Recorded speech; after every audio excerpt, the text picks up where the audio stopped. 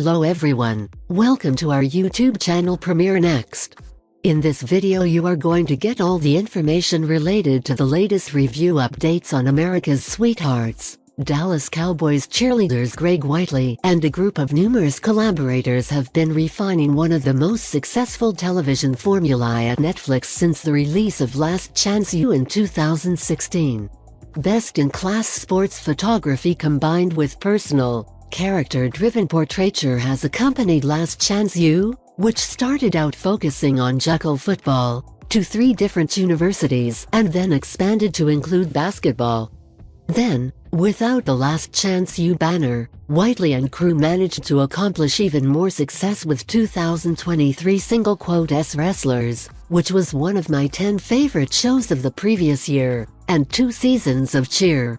Strangely enough, Whiteley and Company's brand new 7-part Netflix series, America's Sweethearts, Dallas Cowboys Cheerleaders, is the best testament to the effectiveness of the recipe and the artistry of One Potato Productions. It's the poorest of their Netflix series and, for the first time ever, feels more like a polished pitch than an enlightening documentary as it becomes engrossed in the mythos surrounding its characters. For starters, this is the first time they have documented an organization that is far less in need of them and their attention than they are. I was constantly conscious of the ways in which the Cowboys Empire and the DCC, as everyone refers to the cheerleaders, were controlling and restricting access, as well as the numerous ways in which the DCC's entire infrastructure is geared towards stifling individual candor in the sake of group messaging. Second, this group has never found itself producing a series that hasn't actually already been produced.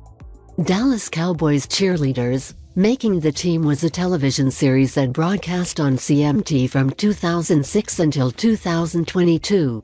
As the name implies, the show focused on the DCC audition process and was hosted by veteran choreographer Judy Trammell and longtime director Kelly Fineglass.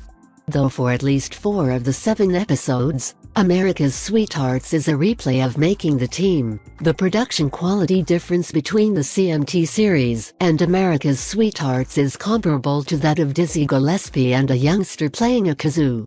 We follow Judy, who is also best described as passionate about the DCC single quote, and Kelly as they sift through hundreds of in-person and online cheer contender auditions before narrowing the field down to 45 training camp picks and, ultimately, the 36-woman squad. Throughout the process, we discover the fundamentals of becoming a Dallas Cowboys cheerleader. Unlike cheer, the idea isn't to establish cheerleading as a sport, but rather to position the DCC's work as occupying a space between high-octane dance and endearing brand ambassadorship. We also get to know maybe a dozen of the aspirant rookies and astute veterans vying for those coveted spots.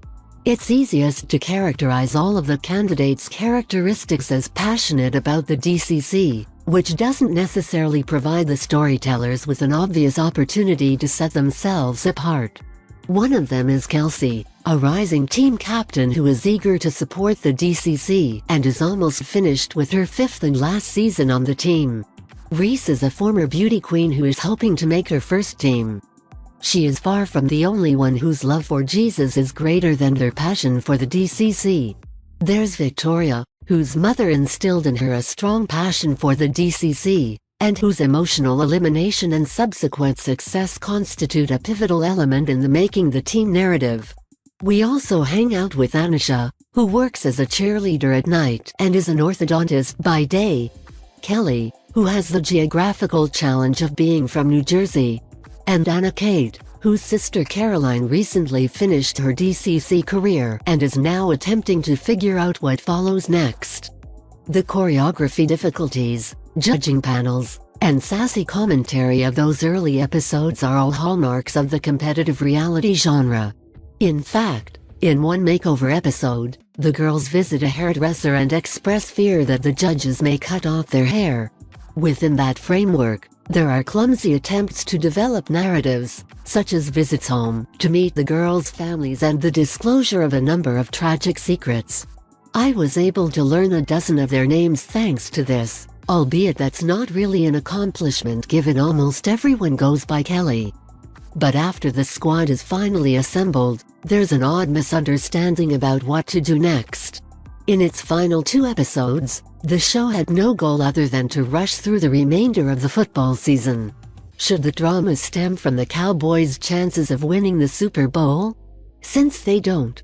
Rather, Dolly Parton's performance during the Thanksgiving game's halftime is briefly highlighted, and one of the females who had not been featured at all before had a terrible incident occur, which makes her storyline regrettably random. Even so, I couldn't help but be fond of several of the cheerleaders and become involved in activities like the risky thunderstruck jump splits. As the 7th episode came to a close, including multiple participants metaphorically taking off their thick eyelashes and mascara while the camera functioned as a mirror, I became acutely aware that the series had not actually descended below any surfaces. All of Whiteley's prior performances had the sense of being tales that he and his team had to share. America's Sweethearts, Dallas Cowboys Cheerleaders seemed like a tale that Netflix intended to tell, aggressively partnering with the NFL and the Cowboys. It is not equivalent to that. If you are watching this video on YouTube, please click on the like button and subscribe to the channel for the latest updates related to upcoming movies and series. Related